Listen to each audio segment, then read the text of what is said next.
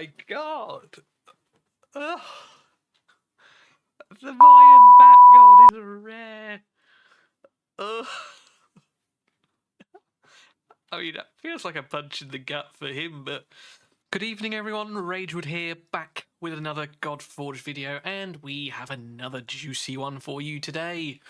Following on from the reveal of the cutscene last week, Simon has broken everything down, taking us through the entire process on how what we see now came to be. And there are some very, very nice surprises in there too. So, without further ado, let's get into it.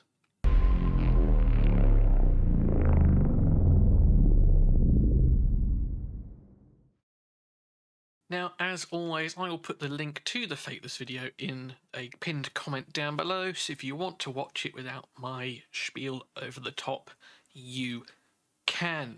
So the start of the video, Simon is basically talking about how this new cinematic came to be. They had a company that did one for them previously, but it didn't really fit the dark fantasy vibe they were going for. And we do see some snapshots of that. I will play the entire cinematic through once again, and then we'll stick the headphones on and we'll listen to what Simon has to say. I say I will allow this. I will pause it here. We'll quickly go back and we'll go start. Let's roll it. The primal powers shattered the cosmos. From this cataclysm, a new reality emerged. One where gods and heroes wage endless war. These legends must be conquered and tamed. A new pantheon must be forged and tempered. You will be the hammer. We basically worked from start to finish with Light Farm here, and I've done a great piece of work. So I'm just going to share with you some of the different parts of how that plays out. So obviously we set a brief, and the brief is around what we're trying to achieve. Just before Simon gets too deep into it, Godforge cutscenes. Do we reckon this is part of it at the top here? Maybe Simon will go into it, but it makes you wonder. Interesting. Really, for us, it was about trying to make sure that we showcase some of the different gods and legends that people might recognize, and some that people might not, but that were interesting visually. And ultimately, at the end of that sequence, there will be a kind of like call to action: go and sign up for the beta for Godforge. That's the idea of it. So we wanted people to be like, wow, this looks cool. What is that? I want to know more. That's the type of vibe. We went through some of the old work we'd done on... I don't actually dislike some of this old work, truth be told, but I can see where they're coming from as well, in that it is very, maybe too light and vibrant, and so, which is definitely, as to say, not the feel they're going for. I do remember seeing all of this as well with the Minotaur. Now, hopefully... I say hopefully, if the trailer still remains the same, this will still give us an insight into the story. Cutscenes, here's some of the visuals for those. I still will share with you some of the ones that were done before, because they are cool in their own right. They just don't necessarily fit the kind of like tone that we're going for now. And then we kind of went on this exploration phase. So it was really looking at dynamic visuals, artistic visuals that we liked. And Mike Berry is really, really good at directing this, in terms of, you know, just these kind of like interesting moments that are captured in visuals, and just making sure that we understand the essence of what it is we're looking for in our moments. Yeah, what moments do we want to be able to portray in our different cutscenes and visuals? And you can see a lot of it is quite dark referenced. You know, this type of, I don't know if this is The Witcher, honestly, but basically man against a boss type of vibe. Really, really cool. Just like framing, you've got this kind of like triangle visual, triangle, bigger triangle boss, smaller triangle, I guess us, hero, right? So this dynamic framing is actually really well done artistically. We then wanted to show off... There you go. Bastet. Our first look at Bastet as a 2D concept. Now, we've seen her in the cinematic, in sort of that sort of black and orange kind of sepia kind of vibe.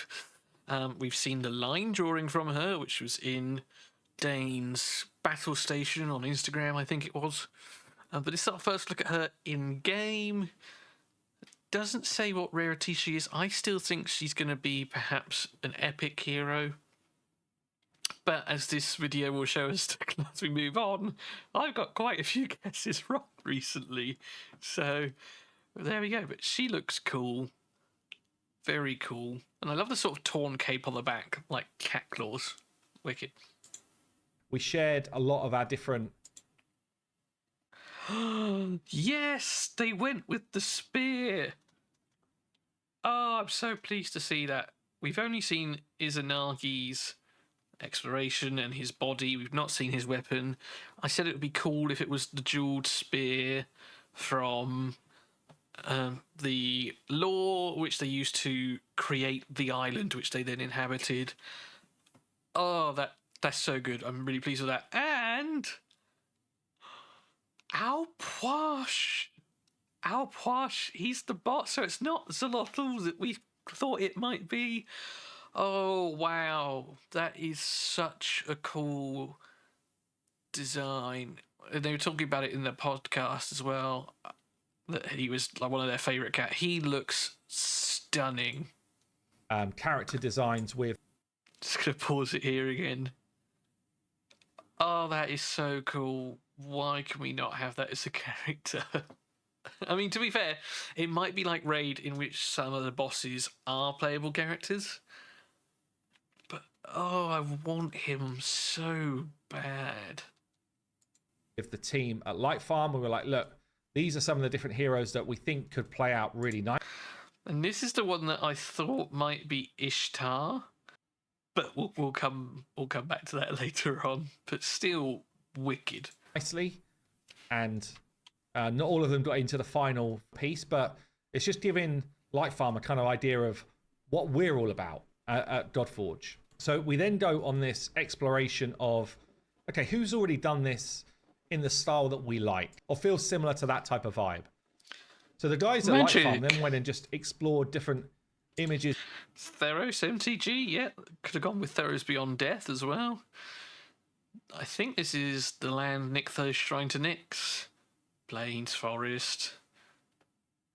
Yeah, I know a lot of these gods.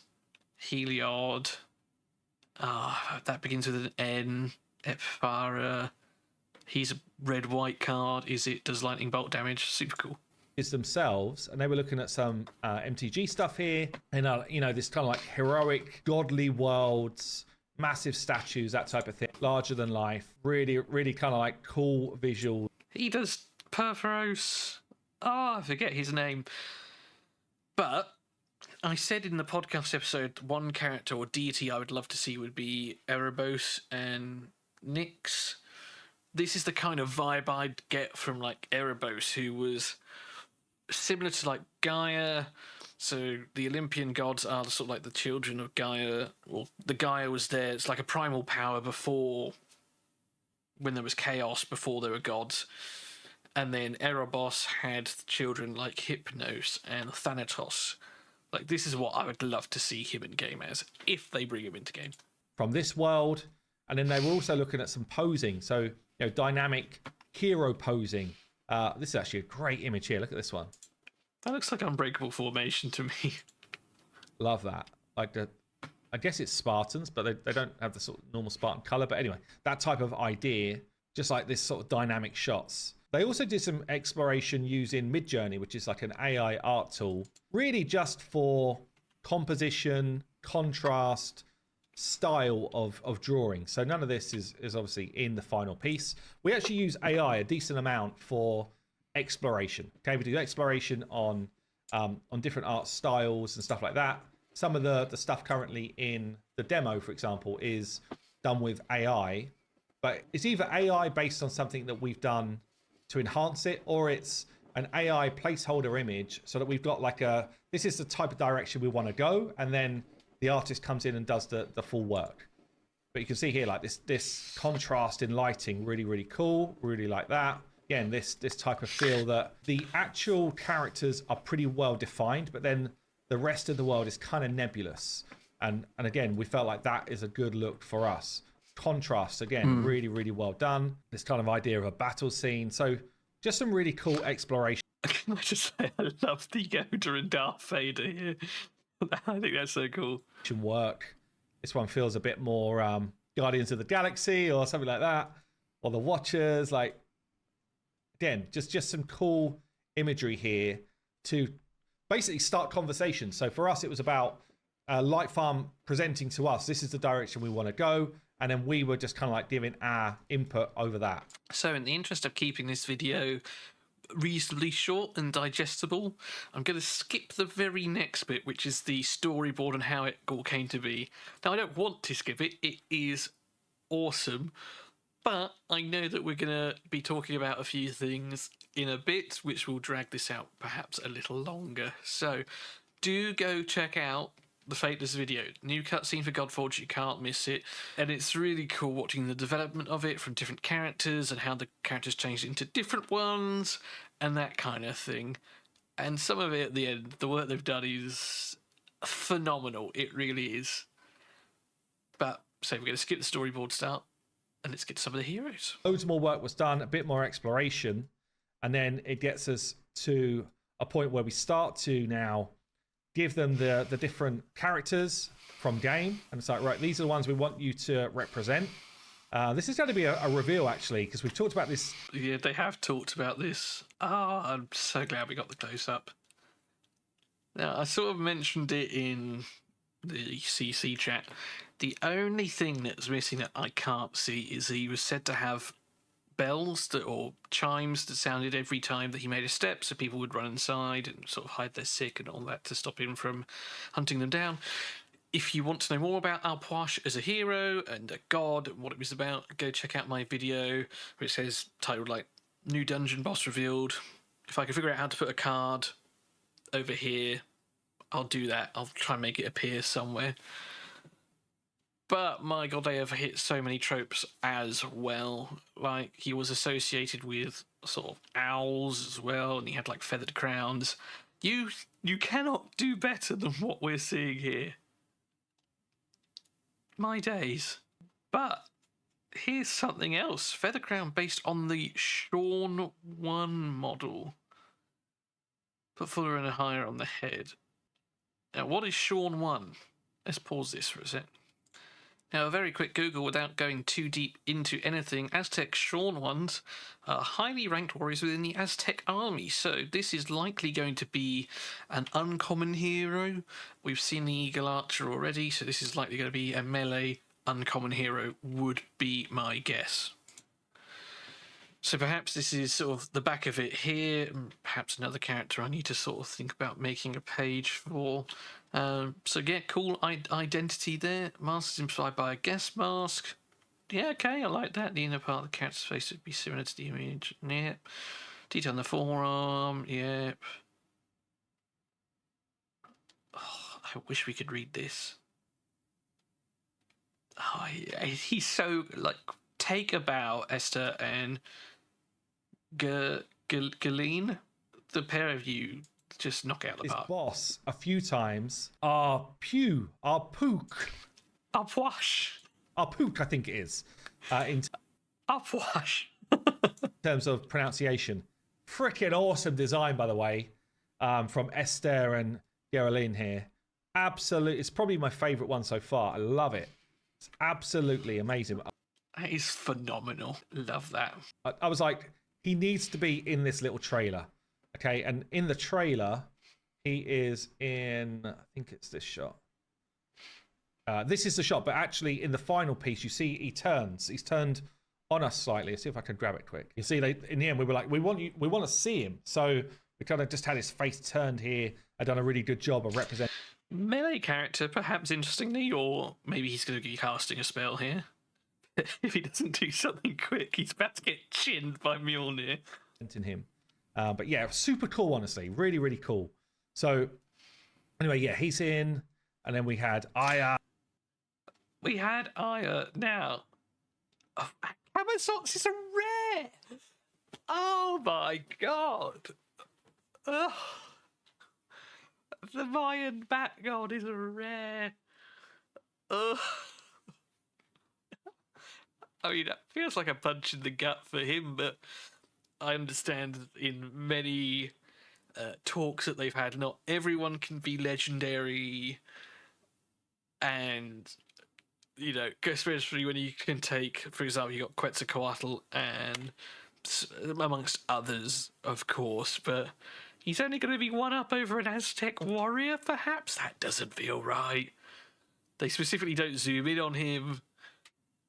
They want to keep some stuff a mystery, but I am here to make sure that doesn't happen.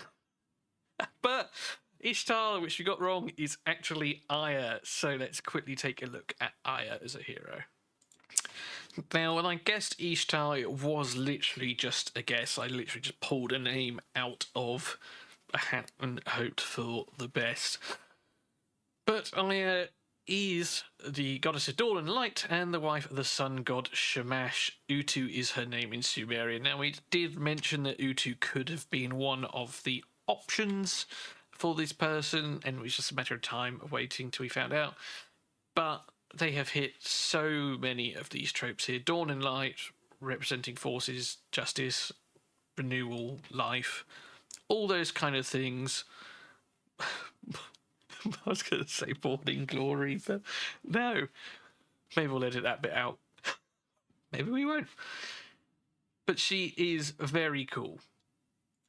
So taking those into consideration, you can see they have very much nailed it on the head. You've got sort of the faint glow coming from her. She's probably casting some sort of fire when she using that spell on Gogmagog.